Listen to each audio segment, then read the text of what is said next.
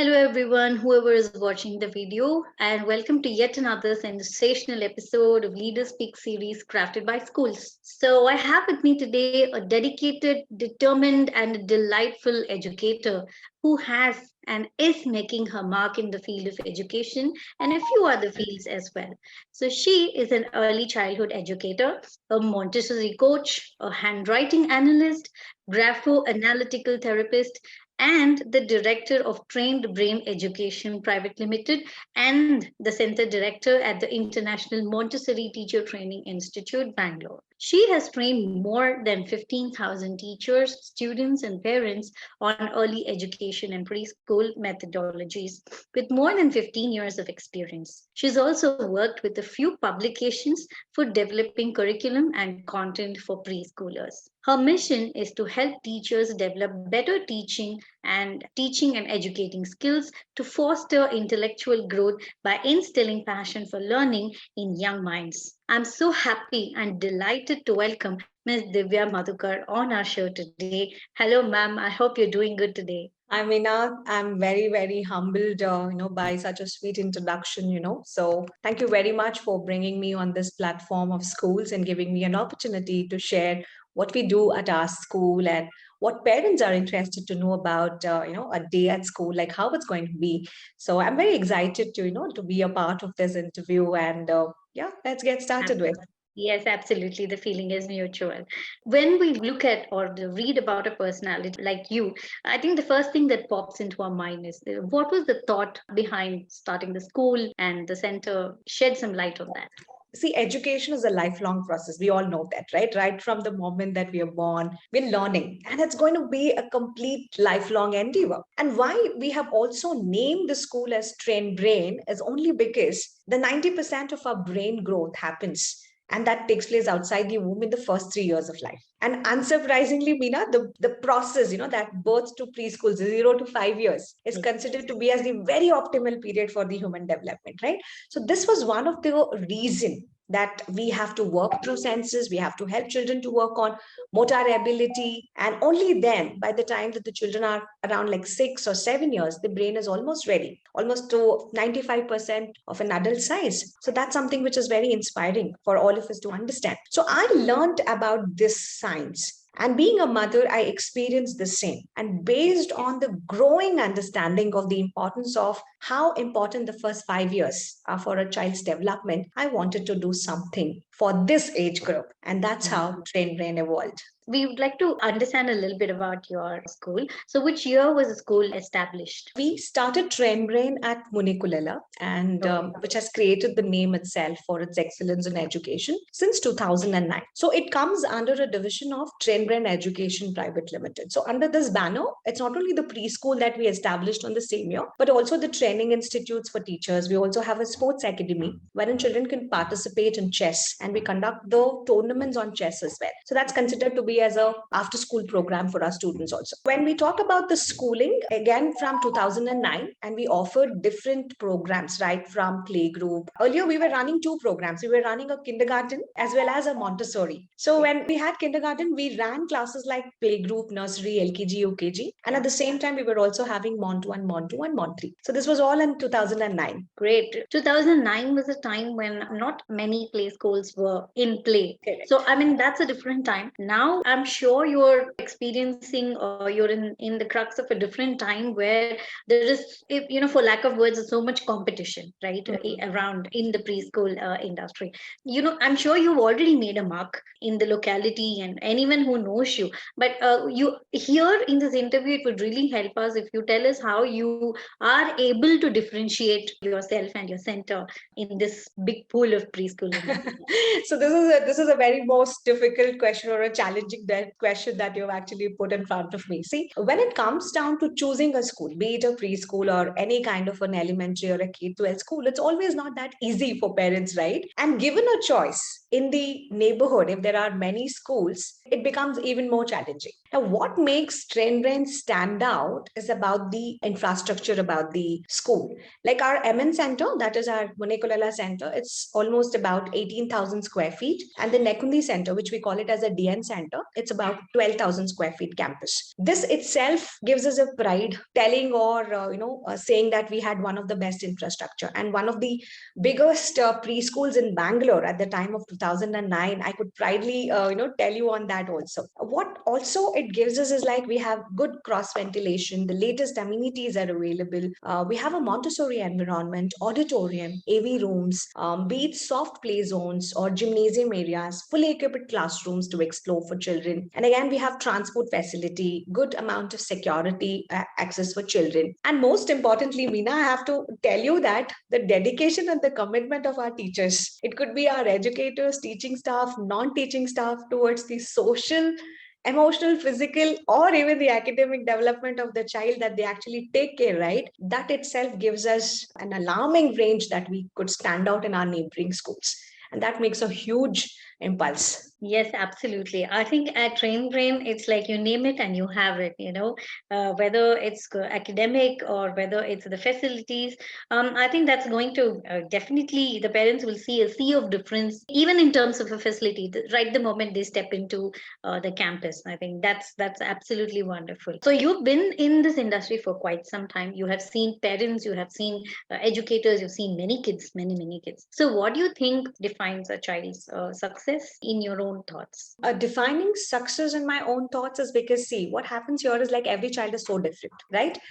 Success can be rated in different ways. Now, here, if I'm taking a talk about choosing a school or choosing the right school or putting them into the right educational board, that can also be one of the factor. So you agree with me on that? I'm not sure on that, but this is my, per se, saying that choosing the educational board is also something which is going to help or nurture the young child, because it's going to take them a pivotal role when they're actually moving towards their career or personality development also. Again, Meena, like if you see earlier, we never had all these differentiation of teaching methodologies or be it boards. We never had that. All what we had was like there was a Ministry of Education which permitted the entire state, be it whichever state it could be. The state used to design and develop some of their syllabus, and they used to have the standard examination. And nursery, LKG, UKG was never a compulsion for all of it. Yes. So what we did at that time is like we followed the state norms, be it private schools, aided, unaided, recognized, non-recognized, whatever could be there. We always followed the state syllabus, right? And we moved on. And slowly what happened was like there was evolution of all these boards.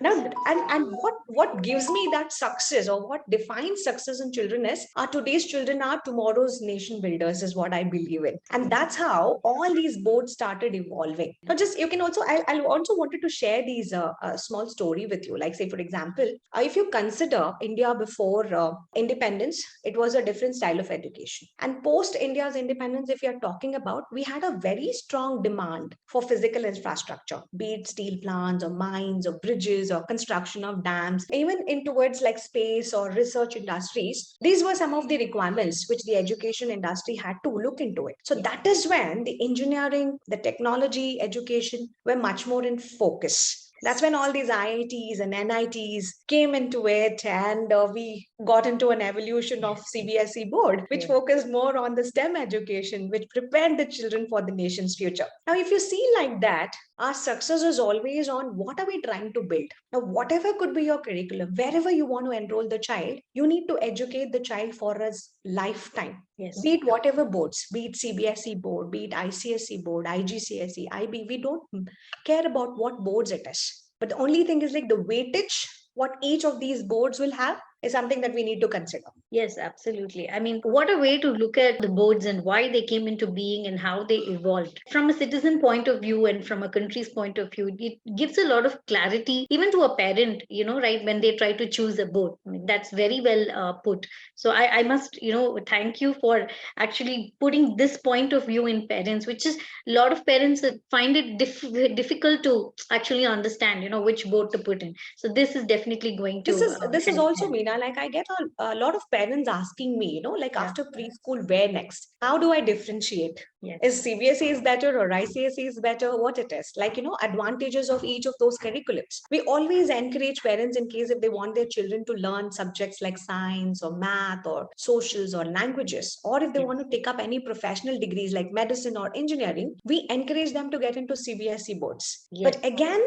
ICSE is chosen only if you want to give more weightage to language. It could be in art form, it could be in humanities, or if you want the children to, take up exams like TOEFLs or IELTS. We prefer an ICSE board. So that's a secondary certification program, right? So that has also got an equal weightage these days. Now, Yes. coming down to the new education policy, we have so many reformed changes all over.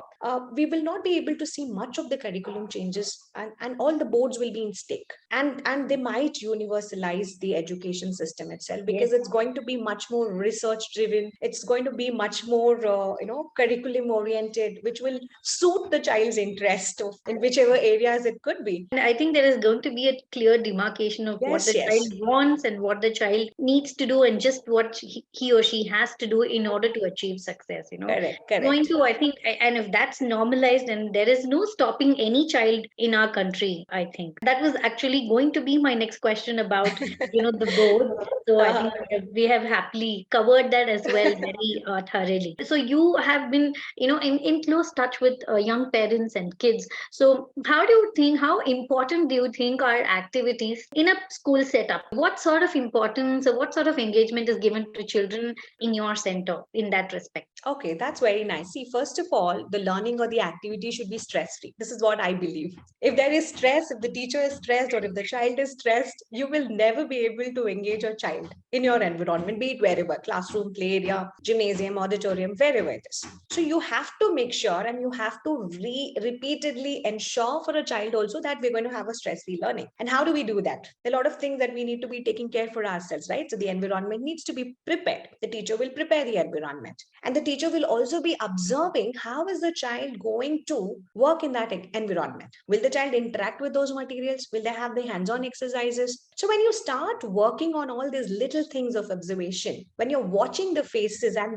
the child's expression, the way that you respond to the little one's voices, that's when the education or the activity approach becomes child centric. And this is what I believe, and this is what is practiced in Train Brain. We work on Montessori methodology. We work on activities which are child centric. We work on activities which are giving a lot of opportunities for children, be it in terms of craft, be it in terms of art sessions. It could be dancing, singing, doing academics, playing games, storytelling, recitals, whatever it is. You just have to make the learning a stress-free learning. Absolutely. I think, if an environment is conducive to learning, the environment will speak for itself and the kids will automatically start taking all of that in, which I see from what I understand about Train Brain, in terms of the facility itself, a lot of job is already done. A lot of thinking has gone into the facility to help the activities and learning for the children. Wonderful. If I may ask you this question, under what circumstances should we or can we understand that the child is special, to some extent, or do they have some learning disability, for lack of words? How do you identify them, and are there some help in terms of teaching and educating the parents and children? Do you give that in your center? Okay, so see, first of all, we need to identify and we need to understand in what circumstances a child can be termed special, right? So, being an early childhood educator, I do not want to jump into conclusions. So, what we generally work is like, I always believe in observing the child. Now, you observe on what? On many developmental milestones, right? So, over a period of 14 years of being into preschooling, what I have also understood that every child is unique and they develop at their own pace. And most of the developments, Meena, whatever happens, is a very predictable order. That means when a child comes into their class, they might be shy, they might be timid, they might be hyperactive, or they might be in whichever emotional state that they are, but they overcome after a certain period of time. So that means they begin with their academics, they begin doing those lessons, they begin doing any kind of skill oriented areas of learning. And that all happens in a predictable order. The teacher will be able to predict. I would be able to predict, like, the child likes this activity, they're able to walk, they're able to talk, they're able to copy your commands, they're able to dance, they're able to cry, scribble, express, and do many more things. But when these things do not happen in a predictable order, that is when you will consider that the child might be special or they need some kind of a developmental approach for it. Now, to work on those, you need to have certain points to have that checking. So we work on first the scale is like on communication. Now, the first communication is the child when they come to the class or when they enter into the environment. I should be able to distinguish whether he's happy or is not happy or is he angry coming to school, right? So the cry or the distinguisher's voices itself can help me to understand, yes, this child is communicating to me. And if I have a child not able to do that, that's a red flag. He's not able to communicate. So there's no facial expressions. There are no words. The child is not able to communicate with some words. And there is no recognition of objects. They don't recognize the objects at all. And even simple things like if they're hungry or they want a bottle or they want to sip something from their bottle, they're not able to understand these simple commands also. Now, this will take a stake for their intelligibility also. A lot of things. Communication is one thing. So they have lack of speech, stuttering sometimes. Fluency in language is not developed. And they cannot initiate to ask questions. These would be one of the area. The other area, Meena, what we would be looking is on the motor skills, be it fine motor or gross motor. They will not be able to even bring their hands when they're actually, eating something. They cannot grasp things, right? So motor skills is also a problem for children. And even the cognitive stuff, like, no proper eye contact. They cannot explore certain toys. They can't even reach some of the toys. Even if the other children are playing in the environment, they don't show any interest getting along with them. They can get easily distracted also. A lot of things that you can actually work on. These are the main four things, like communication, then on cognitive ability, motor skills, even behavior. They can't have a self-calming nature. They have difficulty calming with intervention too. They can also enjoy themselves, Meena. Sometimes head banging, hitting, falling on the floor. This is definitely going to impact the behavior. So many years of experience, you definitely understand the ages and stages of kids.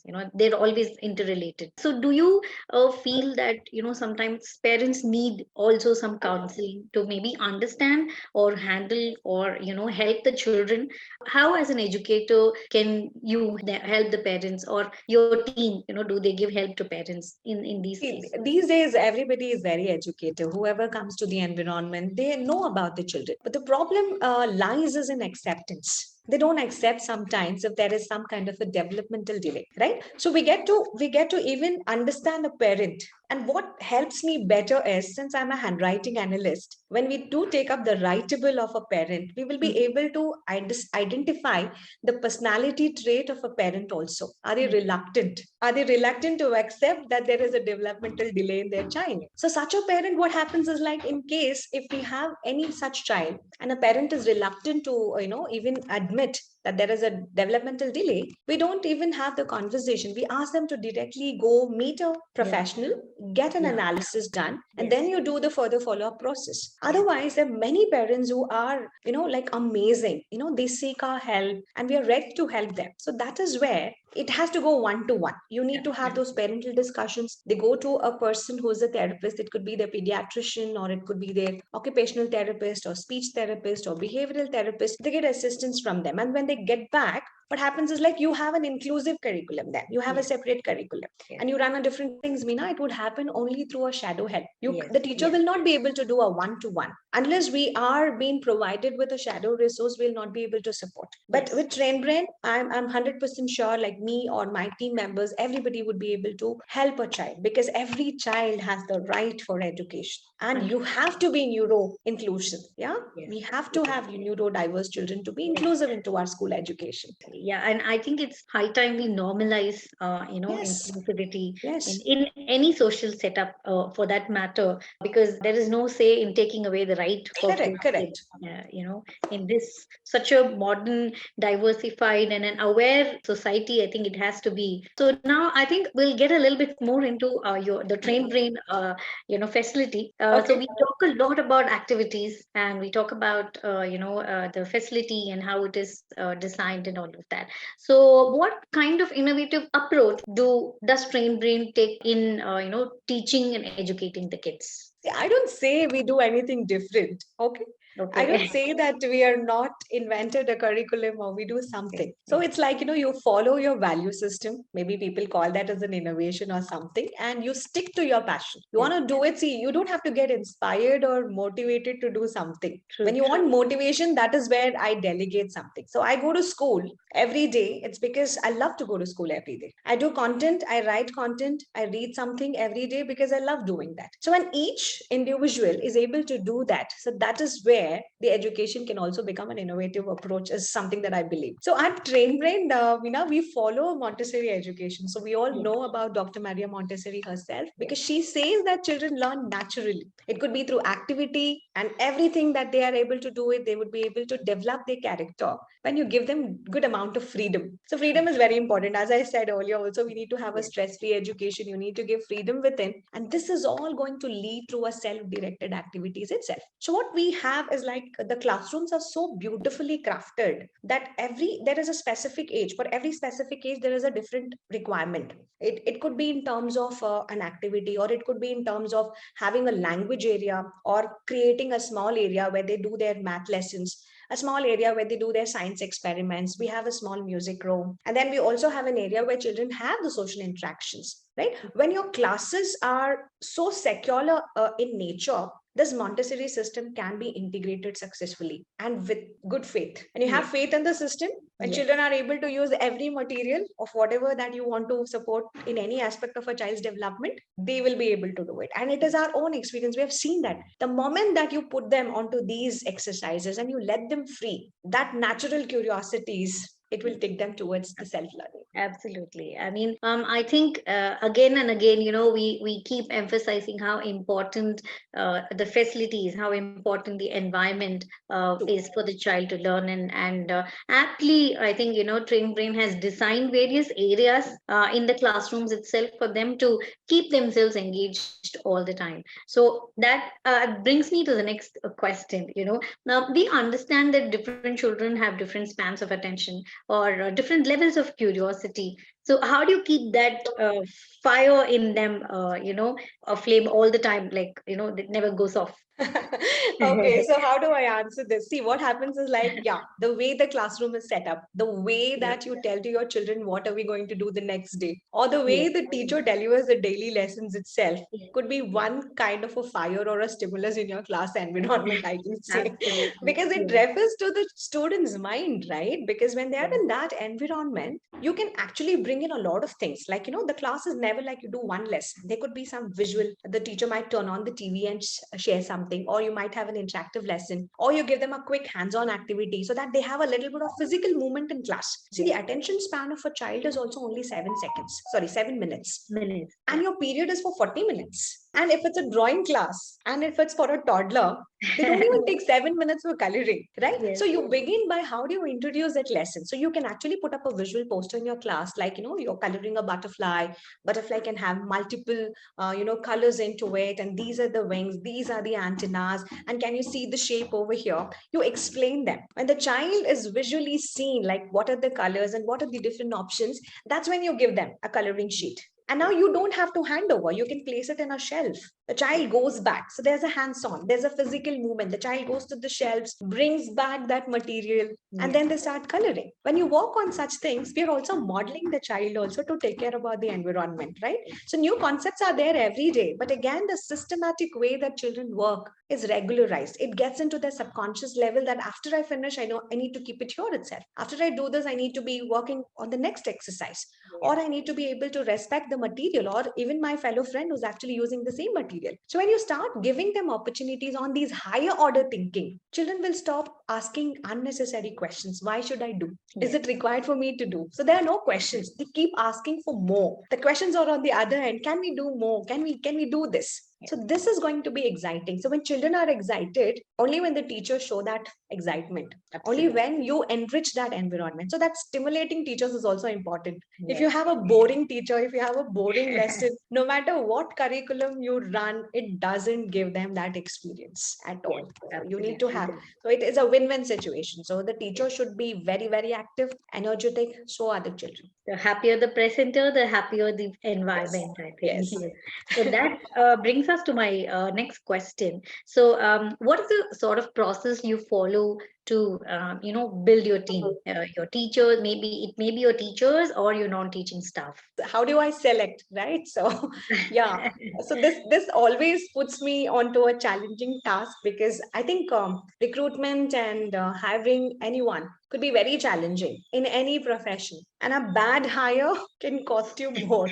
So this is something which is there, and it is going to be more difficult because our profession is like where we teach. So you can't have a bad teacher, and you cannot say that, I did not know this lesson, so I thought something wrong, right? You can't do that. So Yes. that's one of the extra burden that we always go through, is when we work on the recruitments. What happens is, like, what largely determines is whether the teacher itself or whether the applicant who has actually applied for it, does she have love for teaching? So there are different reasons. I love teaching because I want to have my work life balance. Now we reject. So teaching job is never like, you come to school at 8 a.m. and you go back home at 2 p.m. No, you need to make lessons for tomorrow. You need to keep your I personally believe that we work for a longer periods than any other IT professional, because I myself worked in an IT company for more than 12 or 13 years. And I know that was much more peaceful for me.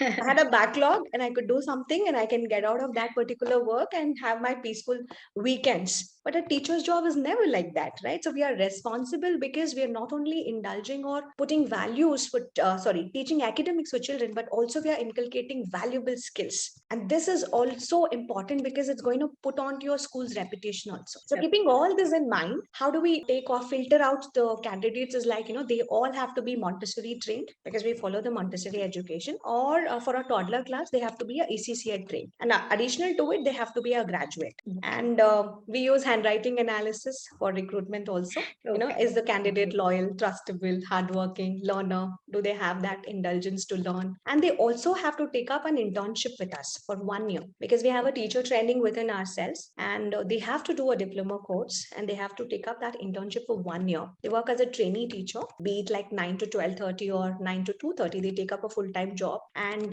then they have a formal interview. So these are some of the criteria that they will have to fulfill. So when they are appointed as a main teacher, so we know them when they did the course for 1 year, when they did that training for another year. Now even I am more confident that a trainee teacher is much more capable of handling Excellent. a large set of class, right? So maybe a group of 8, group of 16. Some of them do have handle a group of 20 also. That's amazing. And Yes. other parameters are very important, like soft skills and all of that. That's all the other things, but these are the main four that we look into. Yeah, I think when filtered and when they enter, you can almost be 90% sure that they're going to be there to stay, and going to be an asset to your organization. So how often do the teachers or your staff get refresher training on maybe the teaching methods on other various topics? See, teaching methods, when a new team member comes, we don't have this mid-year teachers and all of that. So we do the recruitment in the month of February, and everybody will be given an extensive training on the upcoming curriculum. So this is where the teachers would do page by page, and they would start making lessons page by page, maybe the weekly lessons, the monthly lessons, the entire year out. Year end programs will be rolled out in the month of April itself. So this becomes easy for a parent also to plan out their academic session. So this is one thing. And after this, what happens is, like, we have quarterly trainings for all of them to just upskill their learning, because we would have events and all of that. They would also need to have certain kinds of trainings. Now events are not the ones that we have a red day celebration, a blue day celebration. No, our events are more or like a open house, wherein the children can display their work. The parent can walk into the class, they can talk about any material what is there in their class, and the child shows them how to present it. Now the parent might also be picking up many materials together. My child might redirect them, why don't you take a tray, why don't you take a basket to collect all these materials and come sit here? So you can't sit over here, papa, we have to sit on the floor. So these are some of the activities that you have to train a teacher, because if you want a child to be trained, the teacher should also be trained. See, they all know it. They all know it. The moment that you don't refresh these trainings every quarter, I could somewhere relate that the teachers go back to their own self. They forget about, how they need to do. It becomes very monotonous. When you bring that newness every quarter, it becomes easy. But this is also like little cost effective sometimes because it's an internal training that we actually have it. But in case if we have an outsider coming up, we usually have an online training because that's again more cost effective to for all of this. And it's like, anybody can attend at any particular point of time. The sessions will be recorded and they can glimpse all of that. So this is for the teaching. But for non-teaching, it's like they have to come every week. Saturday meetings are there for them. Just like, on talking about the basic health checkup, sanitizing the premises. It could be on taking care of the well-being, especially on the washrooms, greeting the children with warmth and love, especially safety when they're commuting. And they're taking them from one floor to another, one room to another, so that is also very essential. So non-teaching staff has given more training on, how to nurture and how to care, so that even they could also have a good relationship with the child too, so that they are not being kept away. So we don't even call them, we call them aunties, and aunties are inside the class itself. And there's a dedicated auntie for every class. And the child is much more connected to their auntie as well. I think that gives a lot of, that gives a lot of comfort to parents knowing that there is someone right inside the classroom, just making sure that everything is happening, well. So what are some of the facilities that you have? I know we've already listed down many, you talk about the gym and all of that. So if you could just elaborate on that just a little bit more, some facilities. The facilities, like whatever we have it.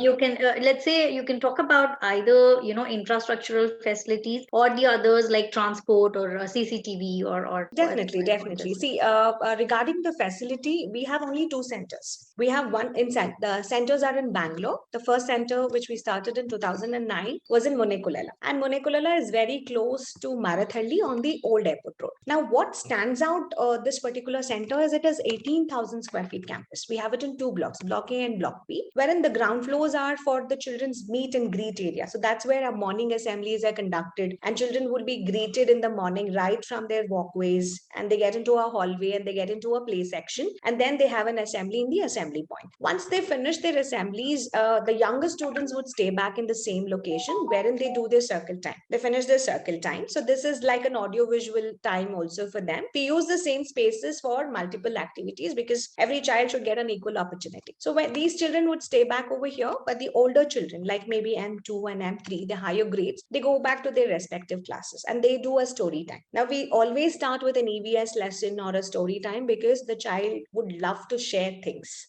So we always talk about, in case if the theme is about food, we always talk about food and why it is so important and all of that. It gives them a sense to open up. So this would happen in their respective classes, and there would be a storyboard or a panel board. That is where the teacher would start pinning. Okay, Aisha bought this and she got this, and that's how they actually work on. Now, when you're having all of that, in case if a class theme is getting connected, that the teacher feels that I need to show more on it, she would plan for an AV session. So that's where the children are routed to an AV room, an audiovisual room. Not every class has got an audiovisual ability. They go to a separate room, so they sit down there. And then again, it's like on Mondays, Wednesdays, we have these art sessions. We have AV sessions, which is more on the academic learn. So on Tuesdays and Thursdays, we have one or two subjects which is dedicated for library period. So they go to their library, they pick up a book, they read over there. So while library we give it at the younger ages, is at least the child should be able to flip around their pages and have that sense of belongingness, the way that they look into books, the way that they turn pictures. So picture reading is also essential. When they're around like 6 years, when they're in M3, they're able to read. The motive is like when the child is passing out from a preschool, they should be able to read anything and everything possibly, right? So that's something which is there as a library. And classrooms, I have to say, they are fully equipped with equipment. So we have Logico, Crimo, Piccolo, the other series is which is going to help the children to have the break time to be utilized. Soon after the lunch meal, they can actually pick up a logical activity and they can start playing. So this is given for every child. So there's not that, they share equipments. Each child will have one, and that's one of the thing. And security, so we have two security entrances. Entry exit is considered to be with one gate itself. So the other gates will be locked. And again, when we have the connectivity from a building to building, again, we have multiple security zones. So we have 3 security exit points. When the child gets onto the floors, the floor gate would be locked. So every floor will also have a lock. Even if a child misses on the floor, he comes down to the other floor. Again, he gets stuck there. So you can consider there's a high security and nobody can miss out my visual, moving out, because I always sit at the entrance. My office is the first entry towards it. So no child can actually move out of my visual this thing. So we have a transport facility. So we have around 7 to 8 vehicles passing in and around. So we provide transportation for more than 11 to 12 kilometers is what we are covering right now. And more than 90 children have already opted for the transport services. And after COVID, it's come down, So we have parents coming and dropping and picking the children. But otherwise, earlier we had almost like 70% of our children who were taking up the school services. So this is one thing. And library rooms, art rooms are there. And Montessori environment, how can I miss that? Yes. So we have large environments, Montessori environment, close to like 2,500 square feet Montessori area, which has got different areas, auditorium for our special assemblies and extra rooms. We have even restrooms are there on every floor, Meena. So like, it's not like they share one. So we have 7 to 8 restrooms and it's separate for boys and girls. So every floor they have it. So they don't have to run around. And separate washrooms for our non-teaching staff, separate washrooms for the teaching staff. Even for the parents, it's a separate washroom. So that's one thing which is there. And the facility for the uniforms, the stationery or any other things, maybe sweaters or books or bag, we have an in-house store. So they can always make up a purchase. So this, both of them we have similar facility in MN and DN, but DN center has an outdoor play area, but MN we don't have an outdoor. It is an indoor, complete zone as a indoor. Great, wonderful. So I think it's so interesting to listen to all the various things happening in your facility. I would really want to be a student, maybe and come to train brain. This is how we feel each day. You want to become a teacher. Yes, absolutely, absolutely. So, yes, we've spoken about the facilities. Let's talk about events that happen, at Train Brain. For me, I mean, as personally, at least, I feel every day preschool, it's going to be a celebration. Correct.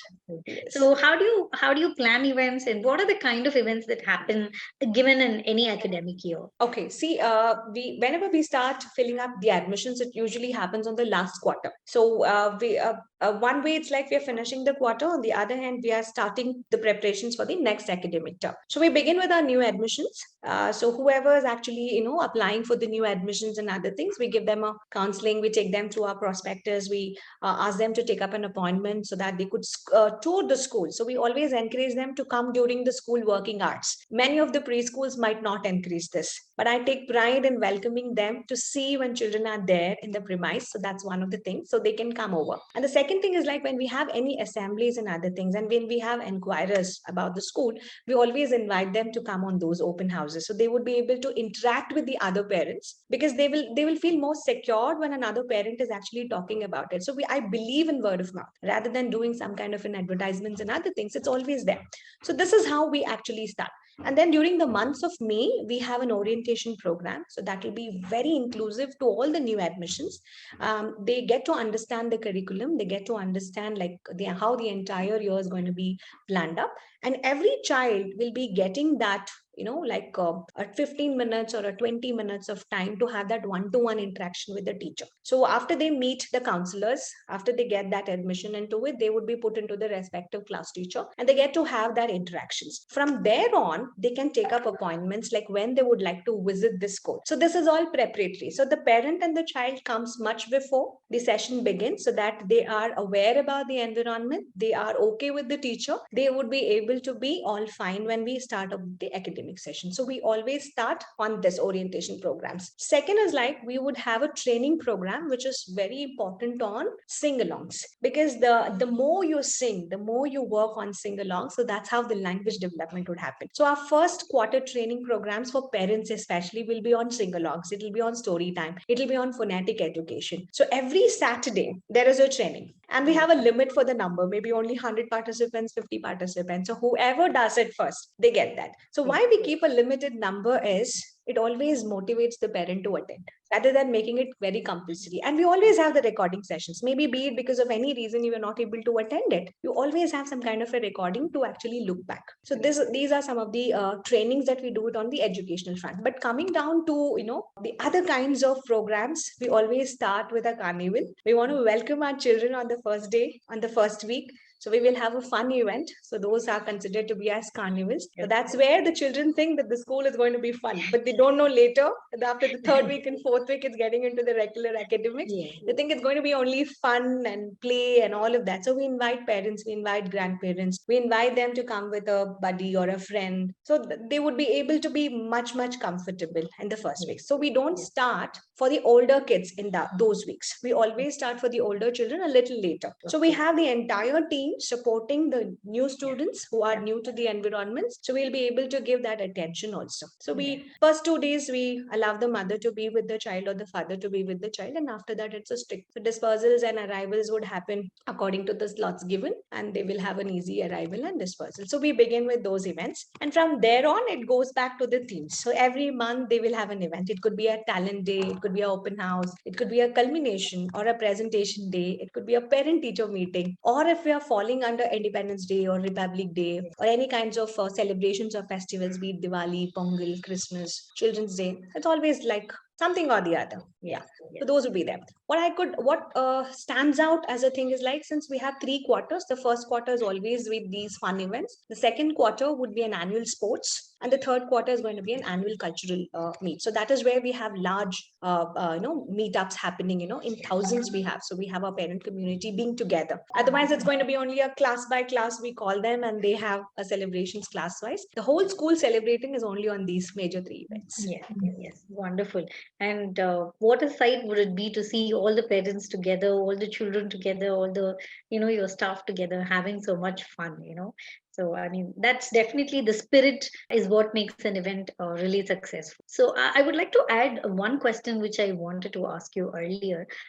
See, how much of parent participation do you expect or do you want in child's development? Let's not even talk about just in academics. How much of parent participation should be there, do you think, as an educator and as a parent? What I can tell you is today's parents are more involved than they have ever been with their children's development, right? So they're more involved. And so it's like, involving doesn't mean that you send your children to school, you drop them to school in the morning, or you pick them at the end of the day. So that doesn't mean that a parent is participating in a child's, preschool or early childhood education. Because whenever we have these orientation programs, I make it very clear. This is one of the question, Meena, that they ask me, what is the expectation? I say, I'm not expecting you to have a morning, drop off and, see offs. It's like, I expect a little bit more. So that means as a parent, you need to understand what your child is doing in a preschool. When the parent is able to understand what their child is doing, so they have a better sense. They would be able to check what is their child's competency. It's not that they might consider that their child is the best, but when they see a group of children, in that group of children, there could be many other children who are performing much better. So if they are able to understand on that particular thing, they will be able to at least take a look on where the child's competency would be relying. So people might agree, people might not agree. What I'm trying to say over here is, like, it is only towards working on improving the child's confidence. The child is not into that level, you will boost up a little bit more, so their confidence level goes up, their ability to reach higher standards or even achieving something higher goes up. It's not about winning or losing, it's about, did you try one step more? That is something that I expect. And I have to say, over a period of years, I and my team, we have established these lines of communication with our parents. We have told that this is what we actually expect. We want a very strong involvement in partnering our parents with our education, because only then we would be able to have a positive impact. That's the reason you also have this homeworks. We have these, the days wherein they can come back and check what the children are actually doing. So that's how you send a file on every Fridays back to the home, wherein they could also cross check what the child is actually learning. If the child is not able to communicate properly. So that means we are not involving, we are not communicating on a daily basis. Yes, So when yes. you encourage them to get into PTA meetings, it's a strict thing that it's not that one mom or dad can attend a meeting. If you cannot attend both of you together, you could reschedule. So we want both of them to attend the PTMs, especially whenever we have a parental education program. It's not only for moms or dads; it's for both of them, right? Both of them have a equal share of being with the child to understand what sessions they're doing, what curriculums are they doing. So this is something that we expect 100%. I could Yes, say like 50-50. 100%. So teachers do a 50% of job, and the teachers would also do. Sorry, the parents would also do a 50% of your job. It's Yes, 1 to 1. yes. I think the moment whatever happens at school and whatever happens at home is synchronized, I Hmm. think the development of the child becomes, multifold, right? It becomes much Correct. easier Correct. for both parents and the educators as well. Yes, so that's just wonderful to know. So I would like to ask you a question about yourself. What inspired you to become an educator? From Okay. where did that stem from? See, first of all, I can say the impact of teachers on the lives of students itself inspired me.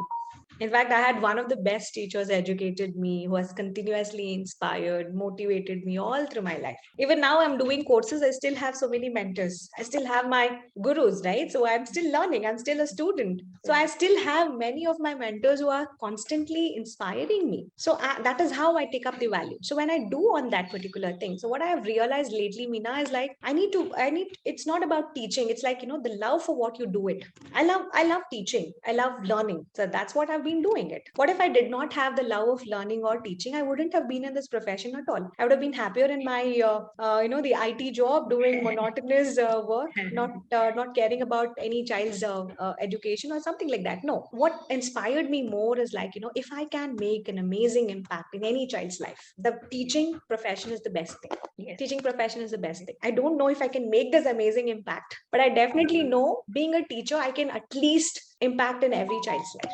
And that was the best Absolutely. reason that I became a teacher.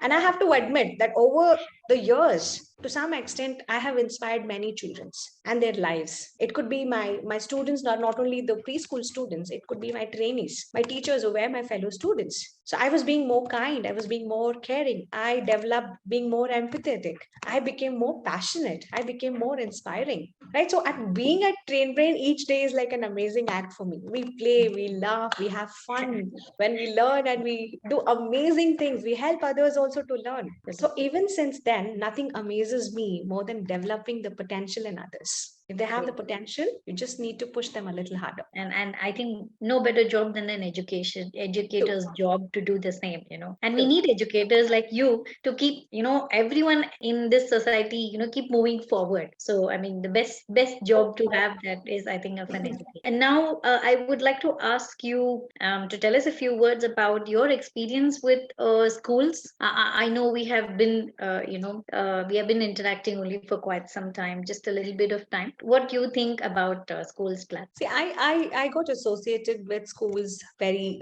recently, by filling one of my team member. I think they had put up the query, like, they wanted to register our school and on the school's platform. When Rayansh, when he actually contacted me, I had no clue that, that we were also on school's platform. So that's when I started searching. I asked him personally, like, can you give me the website? How is it spelled? I had to take it up. The name itself was very tricky, so you cannot forget the spelling also. Skoolz, right? So it's like very good thing. So then when I started looking into it, I saw that it was an amazing community platform where they were not only like, the parents were there were many schools. So that's when I got to understand that we have so many schools across in our neighborhood which we have not even known about it. So even if I have to reach out to many of them, just like Just Dial has a vast range of things, but schools was like dedicated only to educational platforms. Not only on the schools, it was also giving you a search engine kind of a thing wherein Yes. the parents could find the right school, not at the hobby classes. And what inspired me more is like, you guys are giving some free services also. So this is like, before you ask something, providing a value education. So that was something which I loved about school. No, none of the other platforms does that. You're giving so many hours of free hobby classes to children, and then it adds value so they could see it if it makes sense for their child, and then they take it back. That was something which was very nice. And what I also like, Meena, is like when I searched,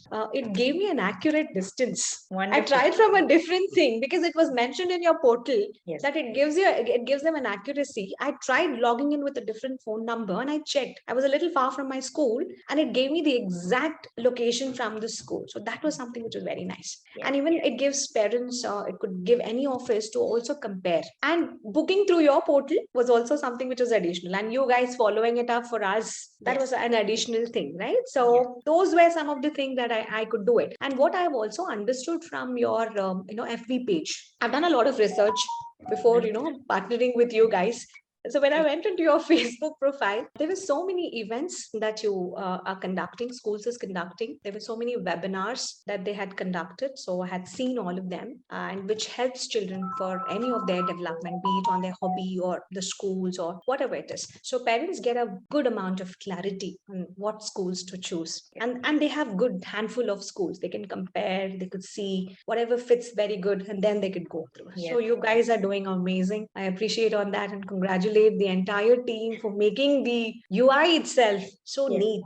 It's so presentable and putting each school's profile there. So they get to get a lot more information. So even the schools are very transparent about sharing about them or their information, right? So good visuals and, the glimpses of the schools. Everything is like so good enough, everything is at place. So they get a handful of information, which many of the portals they don't have. Wonderful. Those are some great, kind words from you, from an educator. So we're happy to see that we are trying to do the right thing. And we really hope you're able to, help parents and help educators like you who are trying to make an impact in the lives of these kids. So, and I think I had a wonderful time understanding not just about Train Brain, but also about you. You're such an inspiring person, and we definitely love to have you again sometime, very soon on maybe another event or a webinar. We definitely like to connect with you. So thank you so much for joining us on this Leader Speaks interview series. And I hope and I really, really wish for all the success to be showered on you and Train Brain Education. Thank you so much for joining us. Thank you, Meena, for giving me this opportunity. So I had real good time. You were a wonderful, host. Giving me or putting to the right questions, so I could reach out to many of the parents and students out there. It was like a storytelling session for all of us. I had great time, being on the show, and I wish you and your entire team, all the best wishes. Yeah. So I wish you advance Merry Christmas and Happy New Year too. So surely Yes, we'll Merry connect very Christmas. soon. Yes, Merry Christmas, Happy New Year to you too. Yeah, thank you so much. Thank you, Meena. Good day to you. Bye. Yeah, you too.